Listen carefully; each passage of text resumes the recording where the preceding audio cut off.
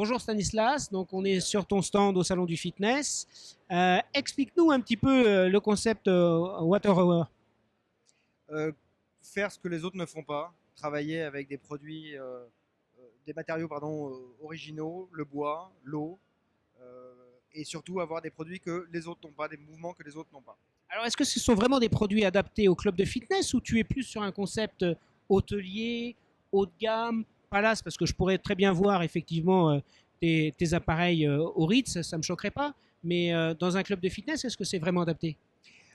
Oui, et de plus en plus, aujourd'hui on a une perception haut de gamme, mais dans un budget qui est relativement limité.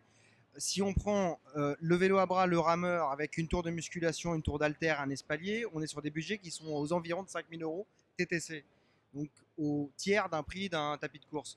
Donc ça nous permet de pouvoir créer des espaces de coaching personnalisés sur des budgets qui sont relativement réduits et relativement limités, et en ayant une perception haut de gamme, en rendant aux utilisateurs une perception d'un produit haut de gamme.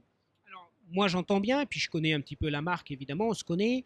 Je sais qu'une des particularités, c'est qu'on peut choisir un peu ses essences de bois pour pouvoir avoir un équipement adapté. Mais sur le plan réellement de l'entraînement, est-ce que ce sont des appareils aussi performants que des leaders que l'on connaît tous du marché du fitness?